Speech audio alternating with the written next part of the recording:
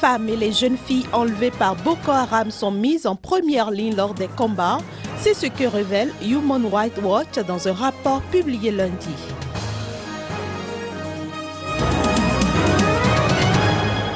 Le parti Ennahda reconnaît sa défaite aux législatives de dimanche dernier en Tunisie. Son leader salue le retour de la démocratie dans son pays.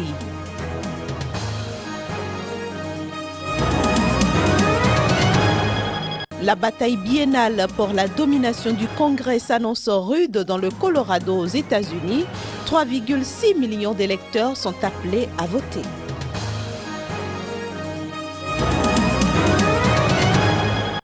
À l'instant, les principaux titres à développer dans ce journal. Madame, Monsieur, bonsoir et bienvenue. Le nouveau rapport de Human Rights Watch publié lundi dénonce l'exploitation des femmes et des jeunes filles enlevées par le groupe Boko Haram. Elles seraient, selon ce groupe, mises en première ligne lors des combats menés par le groupe islamiste. Ce rapport intervient au moment où 30 adolescents, garçons et filles ont été enlevés ce week-end dans l'état de Borno, épicentre de l'insurrection islamiste dans le nord-est.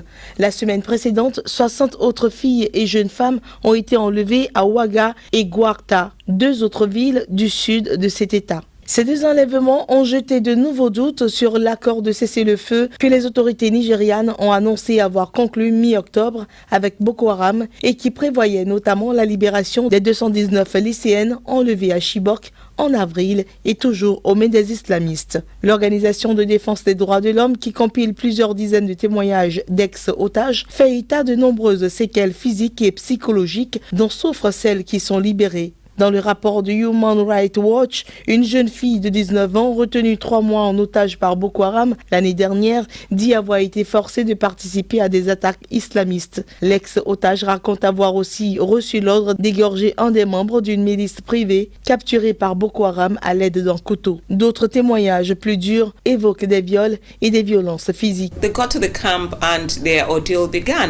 Une fois arrivés au camp, leur calvaire commence. Elles doivent en permanence cuisiner et nettoyer. Et puis, il y a la pression. La menace d'être tuées si elles ne se convertissent pas à l'islam. Puis finalement, ils relâchent la pression et ça recommence. Après qu'elles se soient converties, ils leur disent « Vous allez maintenant vous marier avec nous ». Un certain nombre d'entre elles continuent de recevoir des messages de menaces. Les insurgés arrivent à mettre la main sur leur numéro de téléphone, leur envoient des messages disant « Si vous parlez, nous allons venir nous occuper de vous ». La peur est toujours là. Les ex-otages livrés à elles-mêmes avec de graves traumatismes psychologiques, sans soutien ni protection de la part des autorités nigérianes, vivent dans la peur d'être à nouveau kidnappées dans une région en proie à des attaques islamistes quotidiennes, déplore le rapport. Ces jeunes femmes ont beaucoup d'informations que les autorités peuvent exploiter pour comprendre comment le groupe fonctionne et anticiper leurs mouvements pour éviter certaines attaques. Ce qui est choquant, c'est qu'ils ignorent cela tout simplement.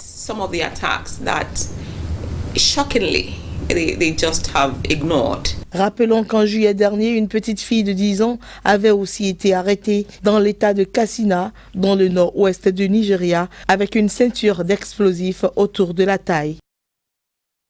Le bilan de la fièvre hémorragique Ebola a dépassé la barre des 10 000 cas avec 4 922 morts selon le dernier rapport de l'Organisation mondiale de la santé publié samedi. Parmi les pays les plus durement touchés par cette épidémie figure bien évidemment le Libéria qui abrite un camp entièrement dédié au traitement des malades. Un camp que nous vous invitons à découvrir dans ce reportage. Nous voici au camp Elwa 3 à Monrovia au Libéria, le plus grand centre de prise en charge et de traitement d'Ebola au monde. L'œuvre est entièrement construite par Médecins sans frontières et est dotée de 250 lits. 650 travailleurs nationaux et une soixantaine d'expatriés y exercent. Depuis le mois d'août, 1343 admissions y ont été enregistrées, dont 1128 cas confirmés. Au 16 octobre 2014, 301 patients ont survécu ici à leur maladie, soit un taux de survie d'environ 40%. Un exploit, pourrait-on dire, pour le Libéria. La tâche n'est pas pour autant aisée pour les médecins dans ce pays où tous les districts, à une exception près, ont rapporté au moins un cas d'Ebola. L'aspect le plus important est de déplacer les personnes malades aussi vite que possible loin de leur communauté. Et pour cela, vous avez besoin d'un réseau de référence très fort. Vous avez besoin de beaucoup d'ambulances, si possible une ambulance par quartier. Au total, 4 665 personnes ont été touchées par le virus Ebola au Libéria. Le nombre de morts se chiffre à 2 705. En plus des nombreuses personnes qui meurent, qui sont malades dans leur communauté, Ebola a causé un arrêt sévère à notre économie, notre vie sociale.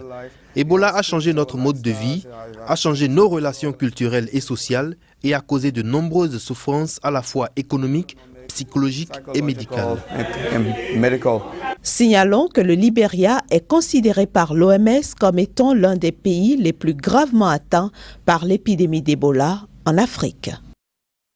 L'épidémie d'Ebola continue donc sa progression en Afrique de l'Ouest. Les ressortissants de Sierra Leone résidant au Royaume-Uni tentent d'aider à leur manière leur famille restée au pays. Reportage. Une urgence de santé mondiale. Le virus Ebola continue de se répandre en Afrique de l'Ouest. En Sierra Leone, 1200 personnes en sont déjà mortes. Depuis le début de l'épidémie, le Royaume-Uni a envoyé plus de 750 militaires sur place pour tenter d'éradiquer la maladie et a réussi à lever 160 millions d'euros. Les Sierra-Léonais vivant ici se mobilisent pour venir en aide à leurs compatriotes. Nous devons nous porter volontaires pour aller en Sierra Leone. Parce que nous avons la même culture, nous sommes plus acceptés là-bas. Nous connaissons la langue et la culture des habitants. Sur place, beaucoup de personnes se méfient du personnel médical étranger. Ce manque de confiance est un facteur de propagation du virus. Les Sierra-Léonais qui se portent volontaires pour partir pensent pouvoir changer les mentalités. En raison du niveau d'alphabétisation, certaines personnes ne croient pas que ce virus existe. Et en fait, il y a des rumeurs qui circulent que le virus Ebola a été fabriqué par l'homme. Donc toutes ces questions créent beaucoup d'abnégation. C'est pour cela qu'il faut que des personnes originaires de là-bas viennent avec une équipe pour aider à sensibiliser les gens et trouver des mesures de défense. D'autres initiatives ont vu le jour. Une association a décidé d'aider à nourrir les personnes qui travaillent en première ligne. Lunchbox Gift espère fournir 50 000 repas au personnel des hôpitaux et aux patients. Nous devons trouver un moyen de prolonger cette aide et apporter notre soutien au gouvernement pour faire en sorte que personne ne manque de nourriture. S'assurer que toutes les personnes qui ont le virus Ebola, le personnel qui prend soin d'eux, l'ensemble du personnel et pas seulement les infirmières et les médecins, les porteurs, les nettoyants, les fossoyeurs, les équipes d'inhumation, les administrateurs, tous ces gens qui sont impliqués dans la crise Ebola. L'Organisation mondiale de la santé a annoncé que des vaccins expérimentaux allaient bientôt être testés. En attendant, en Sierra Leone, le personnel médical prend toujours en charge des centaines de malades. En Tunisie, c'est le principal parti séculier Nida Tounes qui est arrivé en tête des législatives de dimanche dernier. Les islamistes Ennahda reconnaissent d'ailleurs être en deuxième position. Occasion pour leur leader de féliciter Nida Tounes pour sa victoire et de saluer par la même occasion le retour de la démocratie en Tunisie. Nous vous proposons ici de suivre un extrait de sa déclaration. Nous félicitons la Tunisie pour cet avènement démocratique qui lui donne une position de leader dans le monde arabe et fait d'elle un phare pour le reste du monde. Nous nous félicitons de cela. Le drapeau tunisien flotte haut dans le monde car c'est le seul arbre debout au milieu de la forêt dévastée qu'est le monde arabe. Le monde entier rêve de devenir tunisien ou de devenir comme la Tunisie. Nous avons les libertés, le seul endroit où les gens peuvent se rencontrer librement dans la rue. Rendons-nous à présent au Bénin. Les membres du COS-LEPI, entendez Conseil d'orientation et de supervision de la LEPI, sont montés au créneau à la faveur d'une conférence de presse donnée lundi. Ils ont apporté des clarifications sur le processus en cours au niveau du COS-LEPI et la nécessité de fonds complémentaires pour conduire à terme les travaux. Je vous propose de suivre la substance de cette conférence de presse avec Saka Lafia. Il est le président du COS-LEPI. On va prendre la taille et les empreintes digitales, même la couleur des cheveux et la photo. Tous ces éléments nous permettent, avec les instruments actuels, de distinguer 2 personnes ou qui voulaient frauder dans la liste. Donc, tout l'argent qu'on demande, c'est surtout pour ça. Et la liste est pratiquement prête, si vous voulez. Là, ceux-là, maintenant, peuvent aller voter. Ceux-là, on peut imprimer leur carte d'électeur et aller voter à tout moment. Si on avait tout comme ça, on peut dire demain, il y a l'élection, on est prêt. Pour arriver à ce résultat, on a dû dépenser 9 milliards. Et des 9 milliards qu'on a dépensés, ne croyez pas que c'est pour ça seul. Et on sait que la première LEPI a coûté 45 milliards. Si maintenant, nous, on peut faire, on dit qu'avec 14 milliards, ça suffit, qu'on nous permet au moins d'avoir les 14 milliards. On ne peut pas à 9 milliards s'arrêter et dire, je ne donne plus rien, c'est trop cher, c'est le cost LEPI qui dilapide vos ressources et qui ne fait pas son boulot. Ça, c'est quelque chose qui ne tient pas la route à ce niveau. Dans la nuit de lundi à mardi à Ouagadougou, Burkina Faso, les premiers affrontements ont éclaté entre forces de l'ordre et manifestants opposés à la révision constitutionnelle. Selon un confrère de l'agence France Presse sur place, la gendarmerie a chargé un groupe de quelques dizaines de jeunes qui avaient dressé durant plusieurs heures des barricades sur la Nationale 1. Il s'agit de la principale route du pays qui relie notamment Ouagadougou à Bobo-Dioulasso. Des gaz lacrymogènes ont été lancés sur les manifestants qui ont répondu par des jets de pierre aux forces de l'ordre. Dans la matinée de ce mardi, encore des centaines de milliers de personnes sont descendues dans les rues de Ouagadougou, la capitale, pour dénoncer une fois encore le projet de révision constitutionnelle du président Blaise Compaoré. Nous passons à un autre élément en nous rendant aux États-Unis où la bataille biennale pour la domination du Congrès s'annonce rude. Les 3,6 millions d'électeurs du Colorado auront une lourde responsabilité, celle de réélire le sénateur démocrate sortant ou de sanctionner Barack Obama en le privant de sa majorité au Sénat. Reportage. Tonnerre d'applaudissements à Denver pour l'entrée en scène d'Hillary Clinton. Malgré les apparences, ce n'est pour l'instant pas elle qui fait campagne dans le Colorado. À quelques jours des élections de mi-mandat, Hillary est venue apporter son soutien au sénateur démocrate Mark Udall, en difficulté face au républicain Cory Gardner. Michelle Obama jette elle aussi ses forces dans la bataille en l'absence de son mari, qui évite le terrain avec une cote de confiance au plus bas. Si vous voulez un sénateur qui partage vos valeurs et qui continuera à défendre vos familles jour après jour à Washington, vous devez faire tout votre possible pour réélire Mark Udall. Nous devons y arriver.